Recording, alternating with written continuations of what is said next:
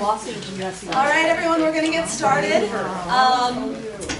This man really needs no introduction. Anyone who's ever done an F case here has probably had a chance to work with him. And as many of you know, he's also a very accomplished doctor of toxicology, which is what he's going to be talking to us about today. We have a lot of material to get through, so I won't go through his extensive resume of accomplishments. I'll just let him get started. Dr. Marvin Petrishuka.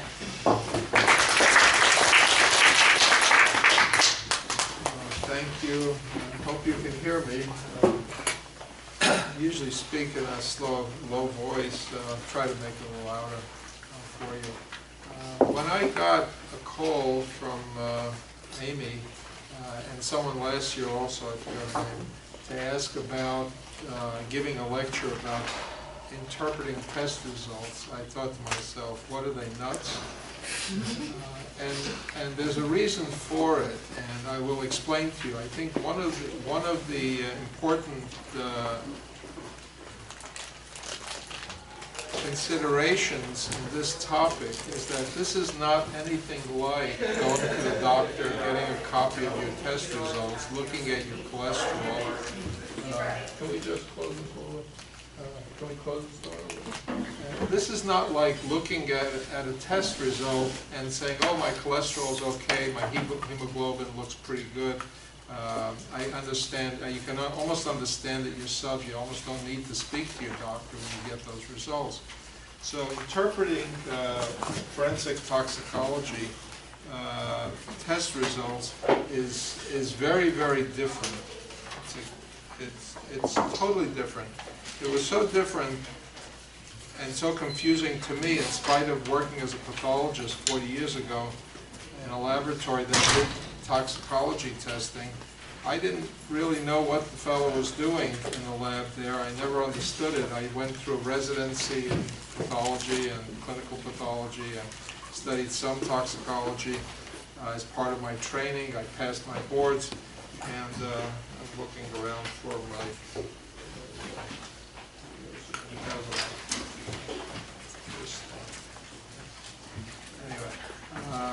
so I got to LA in 1978, and there was a toxicologist there, a PhD toxicologist, was doing his thing.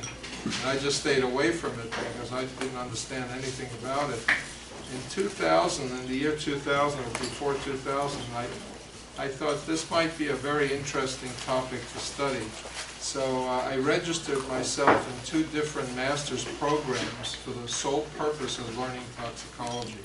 One was at the University of Florida, and it was in forensic toxicology, and the second master's was in Australia. All this was online, and it was in the field of applied toxicology. Forensic toxicology deals with drugs of abuse.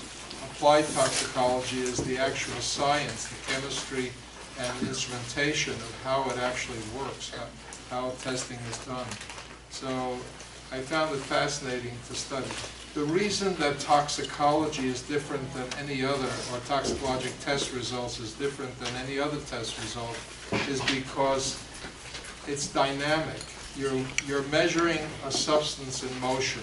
You're measuring a substance that was taken into the body, processed through the body, and eliminated from the body.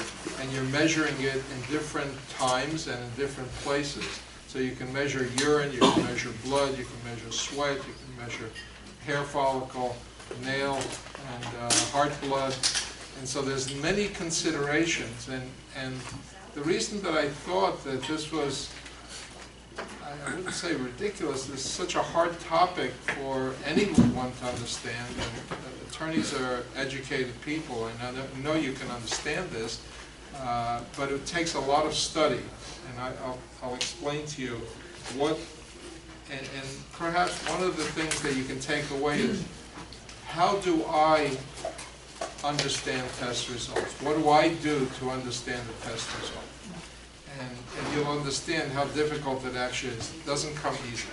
So the first thing, usually references go in the back. I'm going to show you the references in the front. Up front, so you get an idea of what textbooks I actually use and in addition to the textbooks, references from PubMed.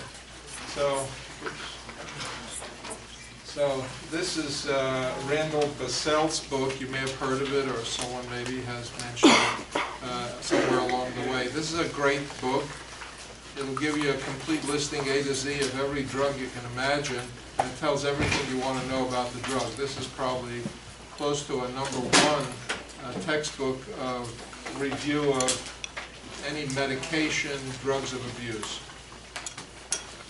This is the second poisoning and drug overdose is a textbook that I use for the clinical situation, clinical symptomatology. This is another one. For those just starting, a dictionary of toxicology is important. The book is about an inch thick, and you can imagine there's thousands of words in toxicology that don't exist in any other dictionary. Here's an interesting text called Resolving Erroneous Reports in Toxicology and Therapeutic Drug Monitoring. There are so many erroneous considerations in this business, in this topic of forensic testing, that the authors have actually compiled an entire textbook of what are the considerations that you should take in evaluating these test results. Again, it is nothing like just picking up your cholesterol result and saying, hey, I know what it is. So that's one. Drug Abuse Handbook was written by Stephen Karch. He's a pathologist, and you may have heard his name. He's up north, maybe retired. He has written some very good books on toxicology, and they're great references books. There's a book on forensic alcohol testing, and there's also another book that he wrote on post-mortem testing as well. And finally, Barry Levine writes a general book on forensic toxicology that describes all of the drugs of abuse. So if anyone has any special interest in toxicology and actually would like to study toxicology, and I know one attorney who actually went through a master's program to study toxicology for some unknown reason. This was the textbook that we actually used in school. So we can thank Paracelsus. Paracelsus lived in the 1500s, and what he said at that time holds true. And basically he said all substances are poisons. There is none which is not a poison. The right dose differentiates a poison from a remedy. So anything can actually be a poison. Water could be a poison, sugar could be a poison, salt could be a poison. Just about any substance that you take, aspirin could be a poison, Tylenol can be a poison. It doesn't matter what the substance is, it's the quantity that's ingested or inhaled or absorbed. Here's another, this is out of place. This should have been before. So this is the final reference. And PubMed is the reference that you can easily access. There are many full articles, and if you just put in the words that you're looking for, if you're looking for opiate drugs, cross-reactivity or false positive tests for opiate drugs, you'll find a lot of articles that talk about false positives. Or any other topics. If you have a child who had seizures and you're concerned that the seizures may be coming from some unknown medication, not necessarily a drug of abuse, but maybe a medication that was prescribed, you can put that in. You put "and" in capital letters, and you put whatever the option is, and you'll get a lot of references, mostly abstracts, but a number of articles as well. There's thousands of, this is paid for by the government. So what Paracelsus said was concentration is related to the dose, and the dose response is related to four parts, basically, ADME, which stands for absorption, distribution, metabolism, and excretion. And so the reason why it's so hard to understand and interpret toxicologic test result is because we don't know when we get that result, in what phase are we at? Is it absorbing? Is it being distributed through the body? Is that number that we got on a lab result part of mid-metabolism? Has it been metabolized? Are we looking at end result, a urine test that's been excreted, or is it sweat, or is it some other type of test? So the results are difficult to interpret because we have to basically go back to the story and find out what the individual whose sample we have has told us, or what we can gather for information. If the individual tells us that they're a chronic user of marijuana, or they use methamphetamine on a regular basis, we can then begin to make some inroads into interpreting that test result. One result does not necessarily give us the whole answer, because we may have only urine, we may have only blood, and it may be a living person or a dead person, and I'll explain to you what the differences are. So, you may have heard the terminology of dose-response relationship. So, in many cases, in many of the cases that I see, those that go to children's court, or those that are criminal cases, for instance, the dose-response relationship is very important. A DUI case, someone gets picked up and they're charged with drunk driving. What is the dose-response relationship? If alcohol is at 0.17 grams percent and the person is driving erratically, maybe it has something to do with it. That's the dose response.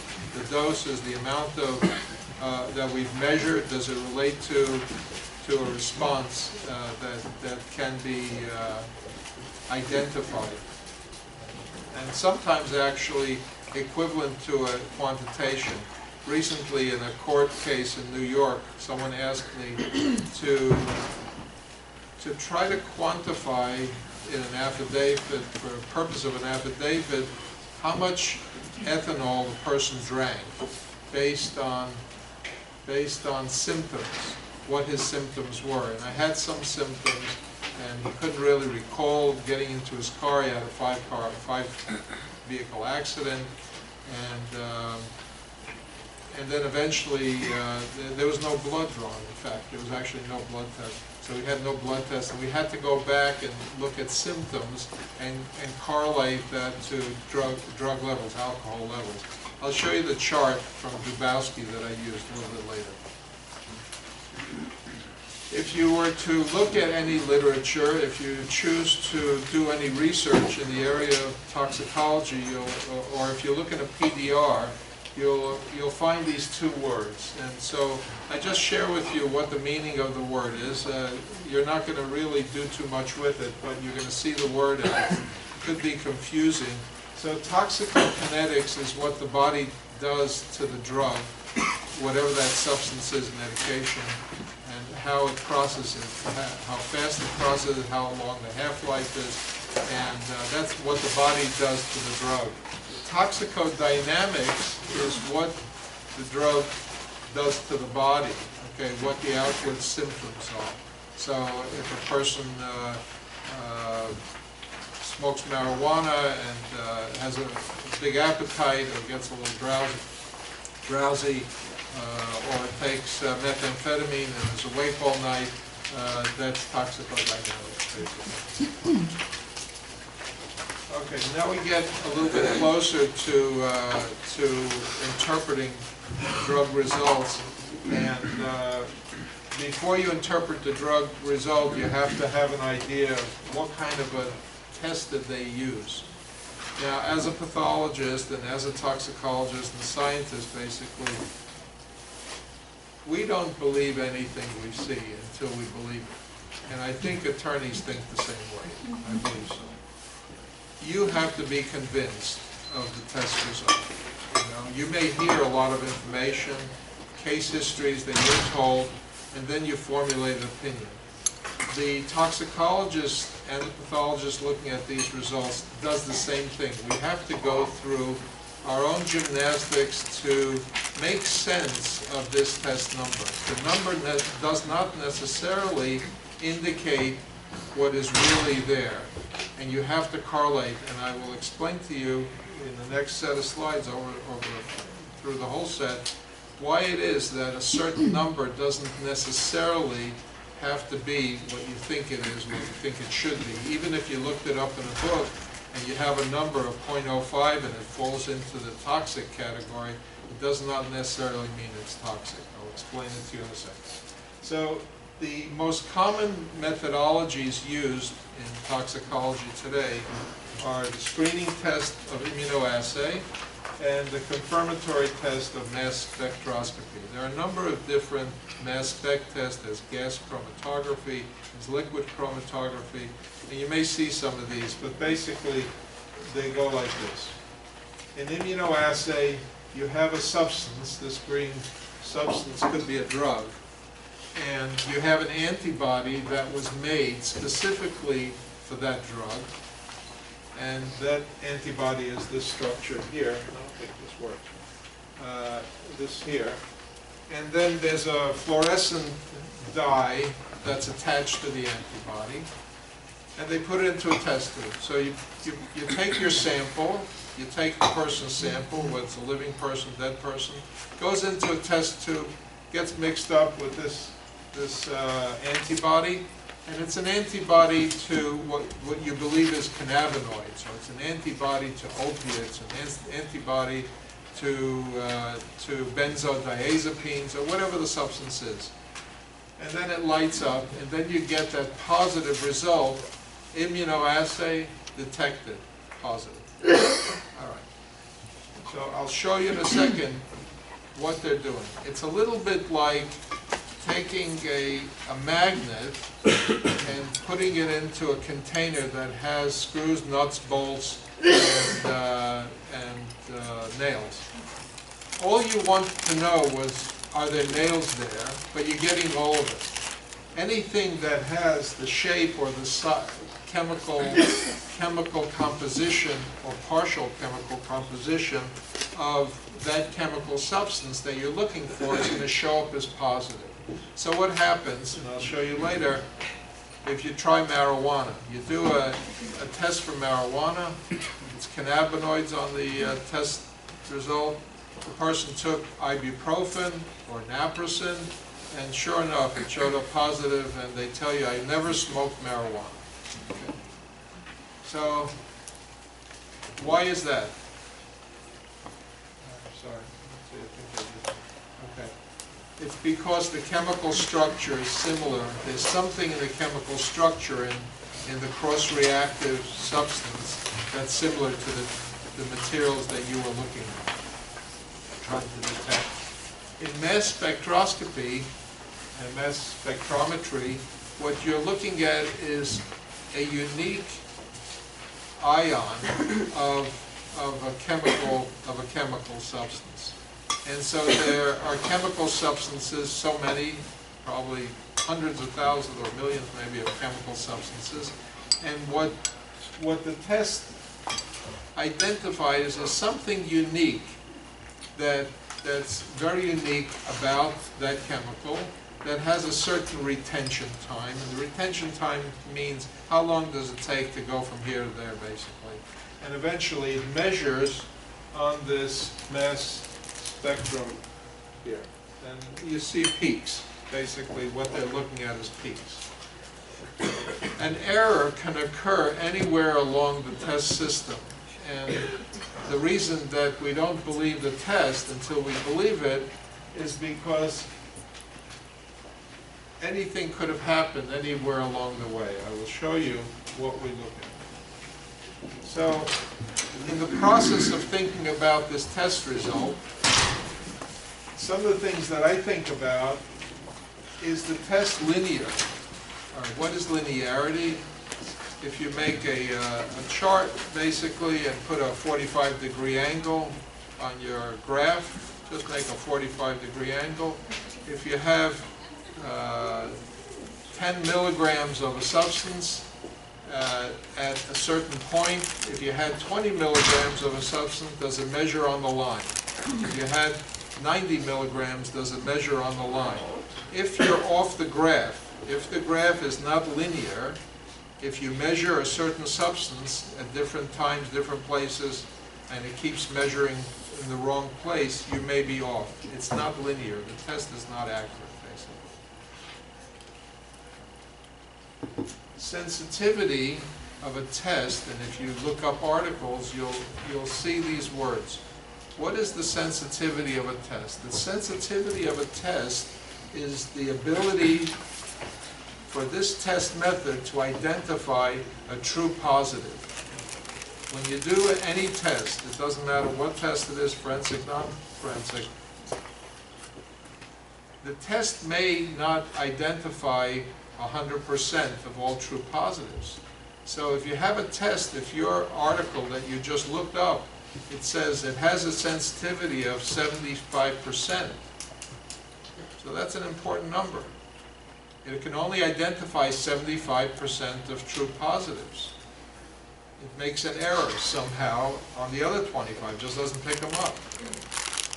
And then you go to specificity, which is the ability of this test method to identify a true negative. And it says it picks up 60% of true negatives. You have a lousy test because it can't identify 95% of true positives, and it can't identify 95 to 100% of true negatives. So when you walk into court and somebody says this test is positive, and you've looked up in the literature that this test that they used has the analysis of sensitivity and specificity is called predictive value. It has a predictive value of only 51%. You're basically going to say, look, this is almost 50-50, you're tossing a coin. So when somebody comes with a test result, you have to understand how they did the test and what test results you essentially have. It may not be so accurate. Then we talk about the accuracy. We talk about carryover, and we talk about precision testing. I'll explain precision and accuracy in a minute. Carryover is the pipette, the machinery. When it takes serum or blood out of the test tube, how do we know that this guy's sample that we just tested that showed positive isn't from the guy from before? So when this test system was set up, they did precision testing to see how this machine works, and if it's not carrying over results from somebody else. And this is very important, because if your client says, I don't use drugs, I've never used drugs, but amphetamine is there. Maybe there's a carryover from before. The next slide, this slide basically is to show you the difference between accuracy and precision. You can see it. This is a target. If you hit anywhere on the target, you hit the target, you're okay. So in the first one, we're hitting the target here. We're hitting the target, but it never hits the middle, it never hits any place else. It keeps hitting up here on one side. This is precision. It's precise. It keeps measuring the same thing over and over and over again. The results are precise. I believe this is what I've noticed in some reports from the Sheriff's Department. It seems like they have a statement that says, they don't use the word precision, but it's accurate or something. They use the word accurate, or it's just good to a 0.01%. They're talking about precision. They say that their numbers are just terrific. They're just perfect. They're not really discussing accuracy. So this is not valid. If you have a test that's only precise and not accurate, here's one that's valid, but it's not reliable. It's all over the place. You can't seem to hit the target very often. Here's one that's also all over the place, not even the entire target. And here's one that has both accuracy, it's accurate, and it's also precise. And that's what we want from a good test system. So these are some of the things that I think about as I'm looking at these test results and wondering, should I ask for a validation study? When I do a validation study, and we don't do it on every case because some cases don't require it, but if there's real concern, if someone is giving us one history and it just doesn't fly, and we have a test result, we want to prove that there's something wrong with the result, we will go through the work of doing a validation study and actually ask the laboratory to produce all of these results from the time they set up the test until the completion of the actual sample test that we ran. We also review proficiency tests of the laboratory. We want to find out if the laboratory has failed in any of these test systems. Have they submitted to College of Pathologists or bioanalysts? Have they had failures? Do they know how to do an accurate blind opiate study? Have they failed? If they failed, then this may be important to you in demonstrating, look, this laboratory failed once or twice in the last year. How can we trust this test result?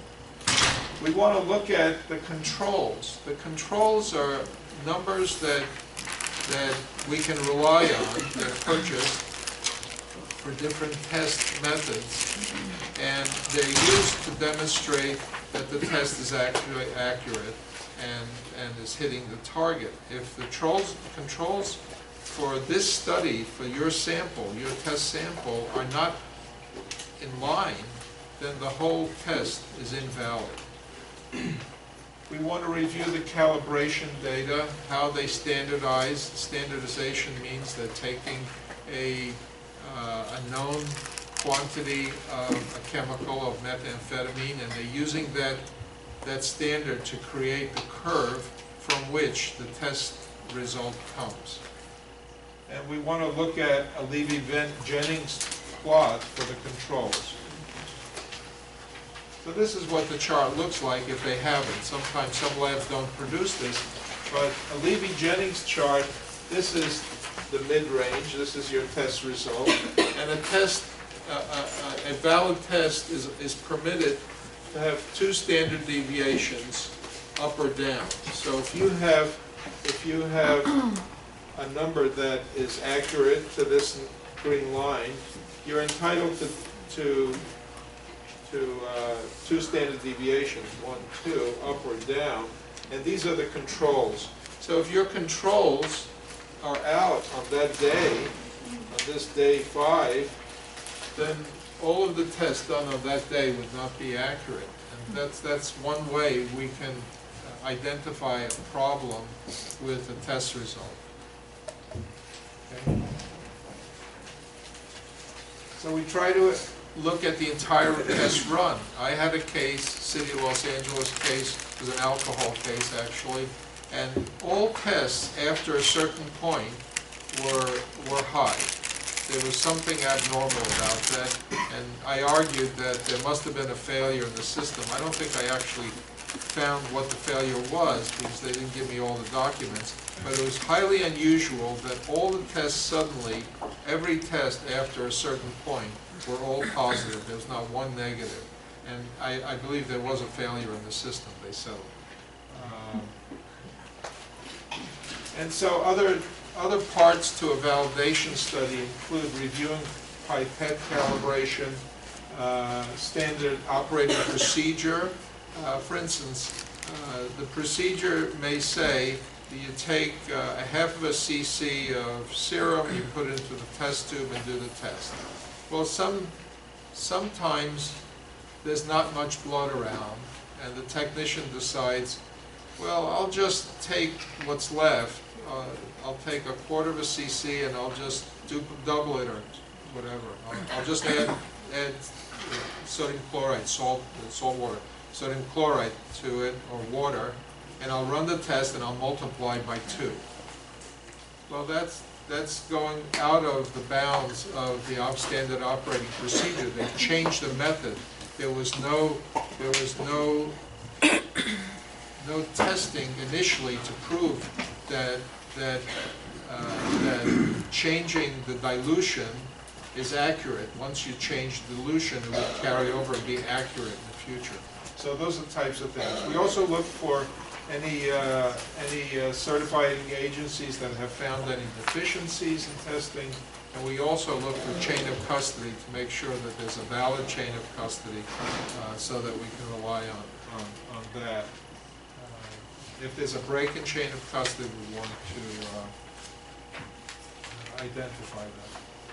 And then we look, if you want to look further, you can ask for the laboratory director's authorization for certain personnel to perform the test. Okay, and his signature if he's signed the documents. The laboratory directors usually sign annually and approve the test method. So this is, again, this is what the spectrograph looks like. And when we get the validation study, we actually look very closely at the bottom to see, at the bottom of the graphs, to see what they actually measured in some of these peaks. Are they making errors in their measurements? So this is very technical, not necessary for you, but just to know there are many parts to proving the validity of a test or disproving the validity of a test. So what are other considerations? So we always look for what can cause an abnormal test result. How do we believe the test? And so if you look at a list, and you have it on your handout, acetaminophen is Tylenol, and there may be a few things here that you see at the top. But look at amphetamines. There's all kinds of stuff that shows up in a positive test for immunoassay on amphetamines, and I'll show you the reason why. The reason why is that the chemical structure is very similar to the chemical structure of other substances. And then benzodiazepine has some. Usually it's other. There are other benzodiazepines, lorazepam, alprazolam. Methadone, for instance, some people are on methadone, but Benadryl can cause a false positive for methadone. So if somebody had a runny nose and suddenly had to have a drug screen, they may wind up with a positive methadone test. And so you can see morphine, codeine, and I'll show you why they're very similar. And THC, marijuana, so riboflavin, vitamin, promethazine, nausea medicine, non-steroidal, anti-inflammatory drugs, pantoprazole can be positive. Yeah. When you're saying that somebody could have a positive test for methadone for taking Benadryl, Yeah. you're not talking about the Gcms testing. No, right? It's all It's immunoassay. It's either immunoassay or some other test. And here's the list. And it's this is IA is immunoassay. Right. Is immunoassay like the dipstick test? Essentially? No, it's not the dipstick test. That's a colorimetric test, spectrometric test. It's the test that's coming out of the sheriff's laboratory. That's the screening test. It's a screening test. So this is in general. So you see that there are many drugs that can be interfering substances. And that's why we can't just accept an immunoassay test at face value. So the first psychotropic drug, I have a number of drugs. I'm going to just flip through the chart and just give you an idea. Methamphetamine comes in two isomers. Okay, there are two chemical formulas. They're both the same.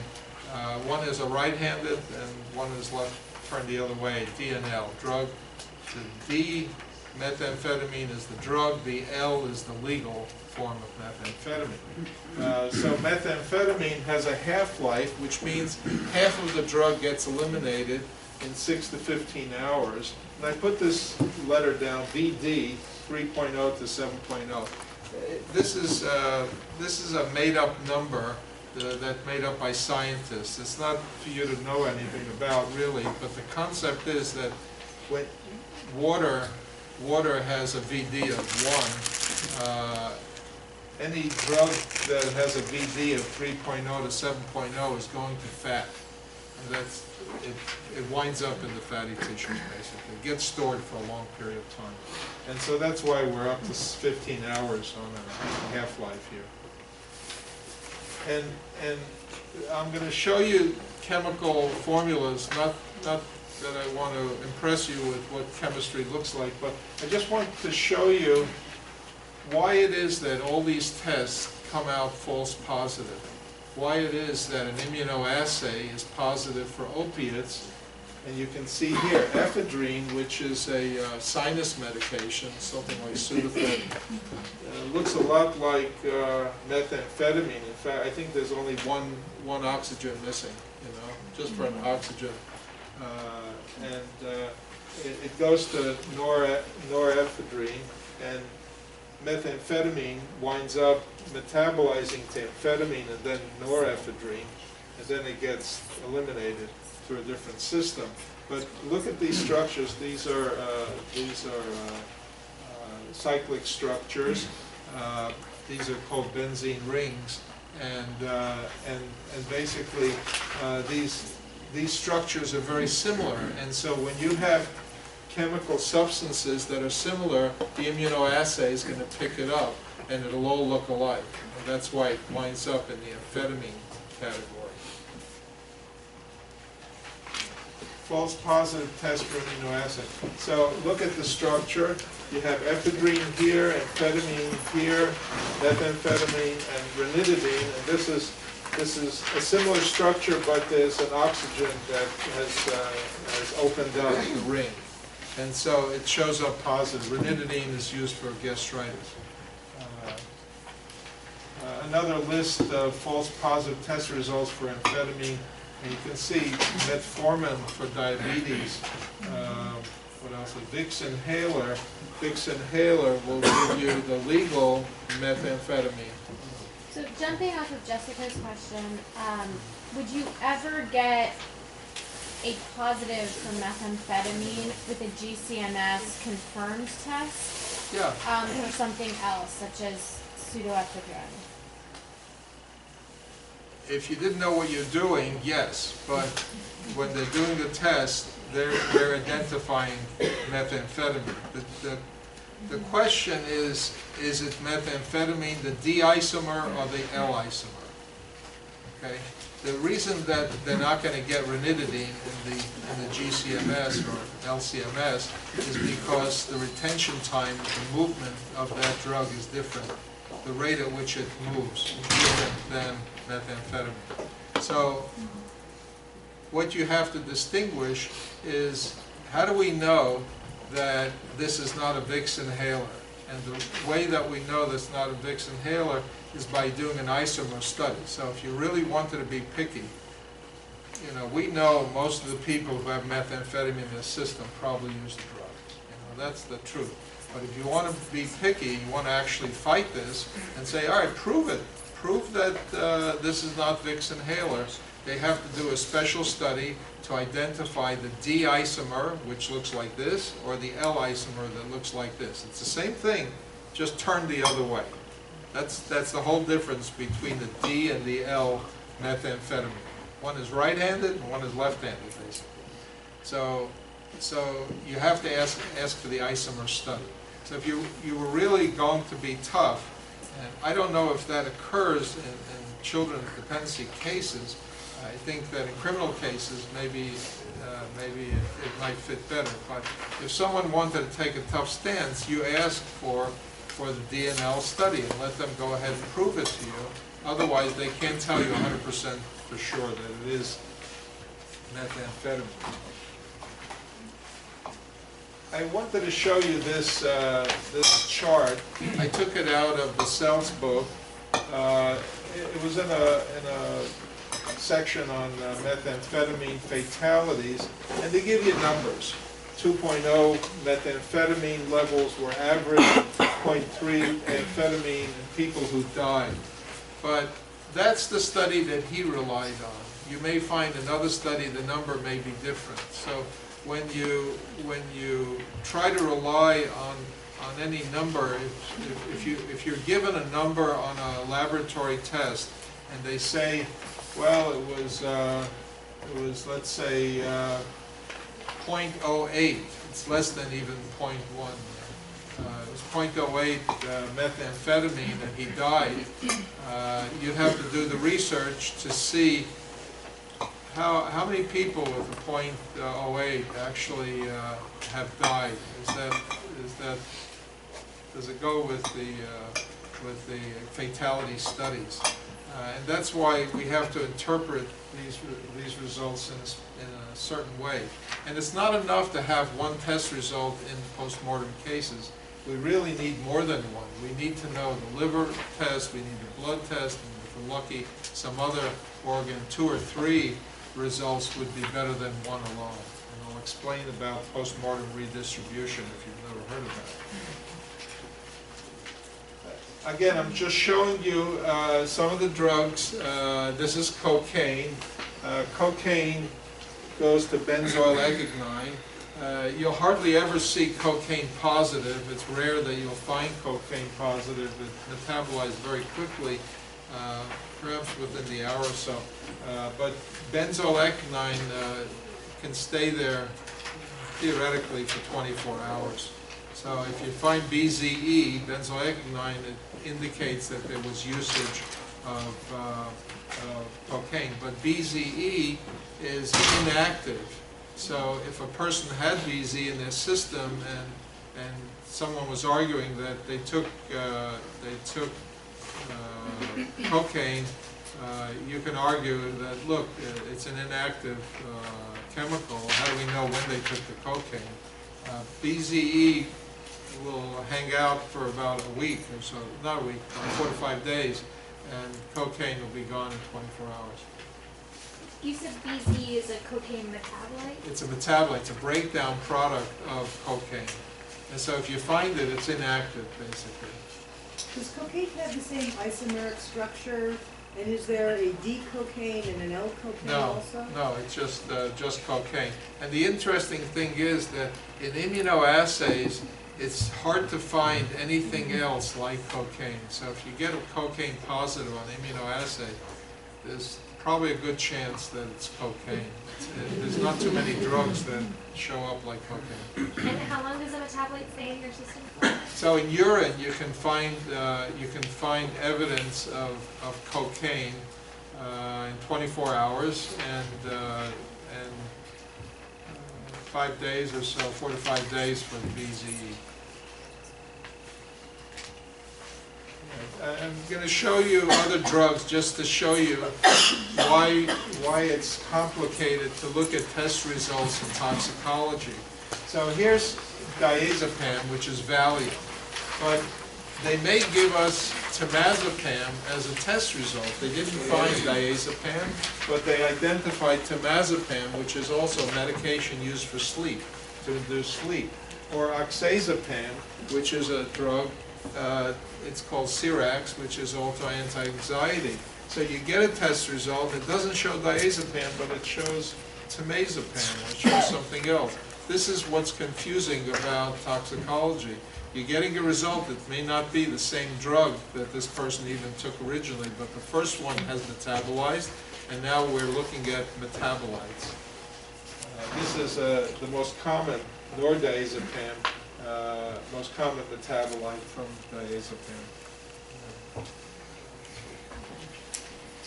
Alprazolam is very frequently used by many people, I guess, and alprazolam, this just shows how it breaks down. And if you look at the structure, look at these ring structures, all of these wind up similar. Because they look the same, the word is stoichiometrically, chemically, they're going to show positive on immunoassays. And you won't be able to identify one from the other. You need to do a mass spec study. All right, false positive for benzodiazepine. So there is a antidepressant medication called sertraline that could cause a false positive test. This is what sertraline looks like. And see the structure here, and it's sort of similar to some of these structures.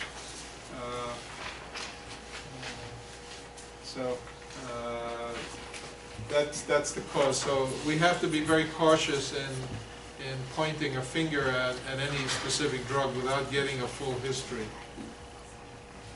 The opioids, morphine is the, lack of a better word, the mother of opioids. We study morphine, and from morphine we can know a lot about the other opioids. And many of the opioids go back to morphine at a certain stage. Morphine is not as strong as some other opioids. But I want to show you how these interrelate. Morphine is here. Morphine becomes morphine. Codeine can become morphine. So a person takes codeine that was prescribed and has morphine test positive. And that's pretty much what I wanted to show you, how it interacts. I'll show you again. So you may find morphine, but you didn't find the codeine because it's already metabolized. All right, so you can get false positive results on immunoassay. False positive tests on immunoassays. Poppy seeds can cause false positive tests. Poppy seeds convert to morphine. They actually make morphine. I had a case where someone was drinking poppy seed tea and literally high on the job, just drinking a lot of tea all day long. They were buying it by the sacks. Yeah, but you can see Benadryl diphenhydramine is a cause. Levofloxacin, an antibiotic, is also, and some of the others cause false positives too. This is what codeine looks like. Codeine becomes morphine. Hydrocodone is an interesting one. Hydrocodone is Vicodin or Norco. It can become hydromorphone, which is diluted, so you may get hydromorphone, but you didn't know where it came from. All of this would show positive on your opiate immunoassay, but it becomes positive as an independent drug. You may get two results on your mass spec. Heroin is an interesting one. It disappears within 2 to 6 minutes, so you hardly ever identify heroin, but 6-acetylmorphine can stick around. If you find this one, you know that they took heroin, but if you find morphine, you can't be sure what they were taking. And so here, if you look at heroin, this is heroin here. There's heroin. So where is it? Right, here it is. Here's heroin. Heroin is out here, and it becomes 6-monoacetylmorphine. It goes to morphine. Morphine becomes hydromorphone, diluted. Morphine becomes codeine. Codeine becomes hydrocodone, which is Norco, and then it gets metabolized. So these drugs change because they're all very similar. There's only a difference of an extra carbon, an extra oxygen, maybe a nitrogen. Again, there are concentrations and fatalities. You have to look very closely. You can't rely on one source if you're looking at fatality numbers.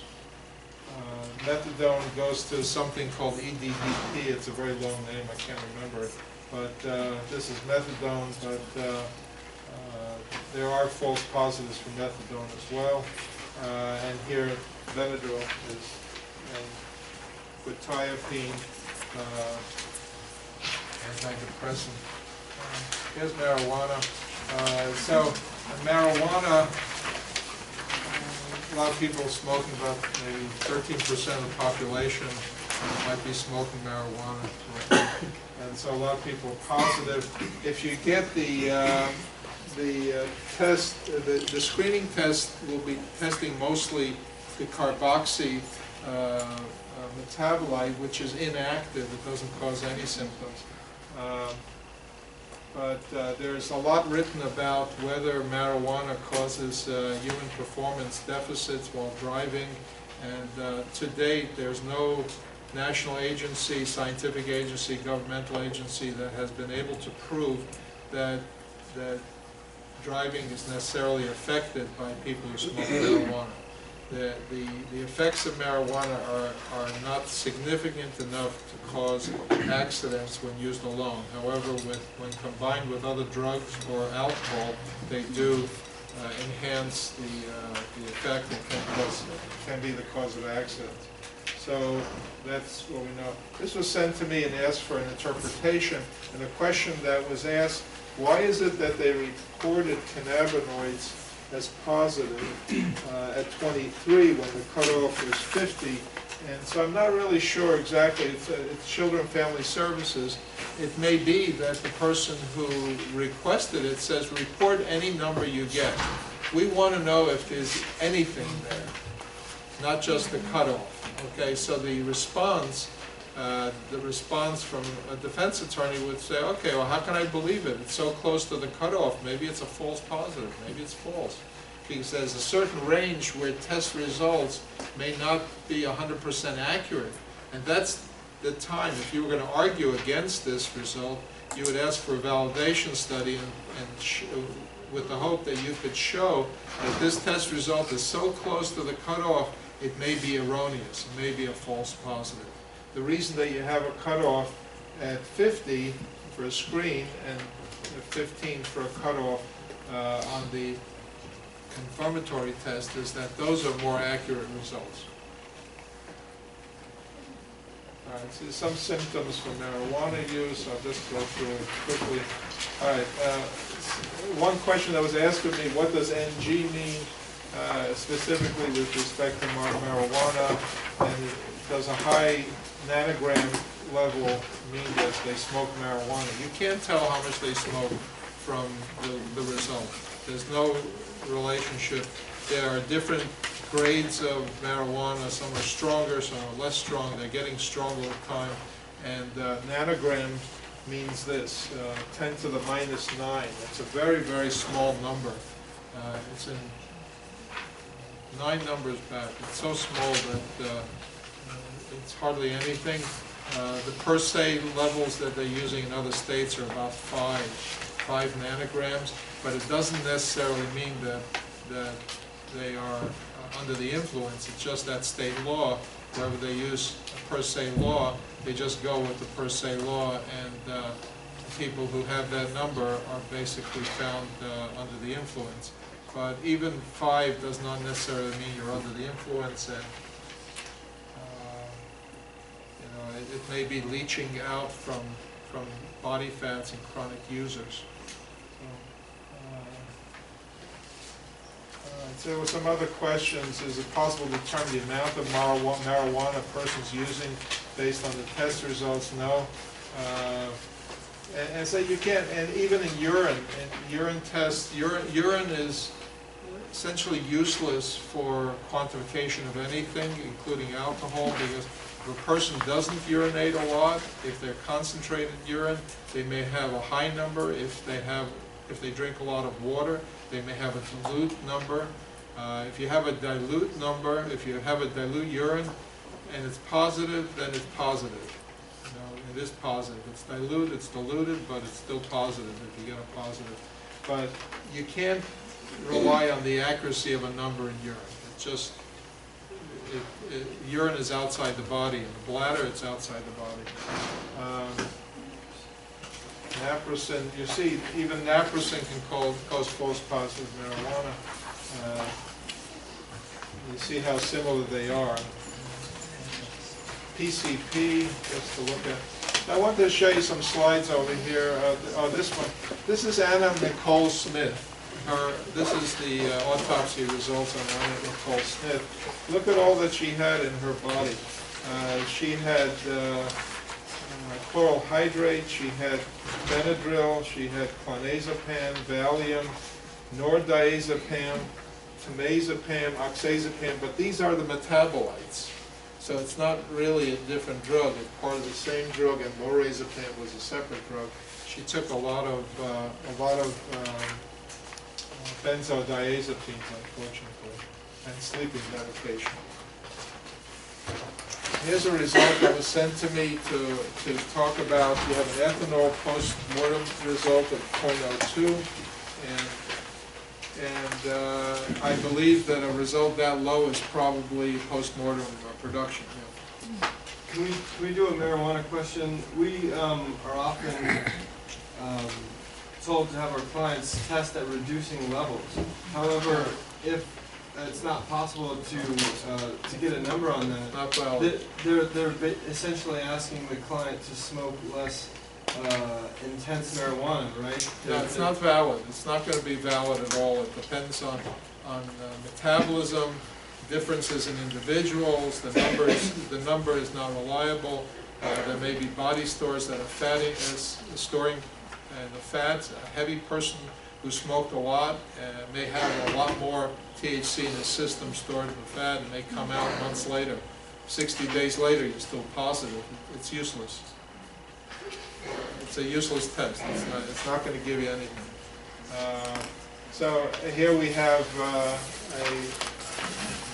hydrocodone or morphine level. So you have to look closely at the numbers. Postmortem redistribution, just to remind you, if you've never heard of this, after a person's dead, there's leakage, diffusion of chemicals from one body part to another. You may take a sample and you get an erroneous result. You have to be very careful when you look at post-mortem test results. Alcohol. When you get an alcohol test result, you have to think of an extra set of testing. In the hospital, they do enzymatic tests. It's not a direct test on alcohol. They didn't measure alcohol. They measured another substance and extrapolated that if NADPH is positive, then there must be alcohol. It's not a direct test, not reliable. There are other reasons for false positives, such as trauma or Ringer's lactate administration emergency room. So, I have another marijuana question, if it's okay. Along the lines of trying to get those numbers going down, occasionally we'll see numbers go up. Is it possible for a number to go up even when a person has stopped smoking? there could be. Maybe they're losing weight and they're burning a lot of fat, and a lot of the marijuana is leaching out. That could be. Police department will have breath testing. They'll also do blood testing of GC and immunoassay. That's the consideration. This is the chart by Dubowski. You may have seen it somewhere. And Dubowski did all these studies at the University of Oklahoma. And he explains the relationship between symptoms and alcohol levels. And then there's an entire different approach. After looking at lab results and thinking about what this means, there's another way physicians look at toxicology, and that's through the clinical side and looking at symptoms. So if a baby is brought into the hospital with a weak heart and with bradycardia, slow heart, look at all these different drugs that can cause a slow heart, all these different things. Maybe it's a medicine that was prescribed by a physician. Okay, tachycardia, rapid heartbeat. Bradycardia, heart block, tachycardia, seizures. Look at all the different drugs that are involved with seizures. The patient, the decedent, may have developed seizures from some other reason, not even related to the drug level that was taken. And so if you look at this, coma, stupor, and that's it. And basically bronchospasm, that's it. All right, I think we've gone through everything. So basically what you have to know is that you have to question those test results. They may not be reliable. If they are reliable, they have to be substantiated by some other clinical history or some clinical information from a hospital emergency room. Anyway, I hope you learned something. Thank you. I know most of you have to go back to court, but Dr. Petrishuka is willing to stick around.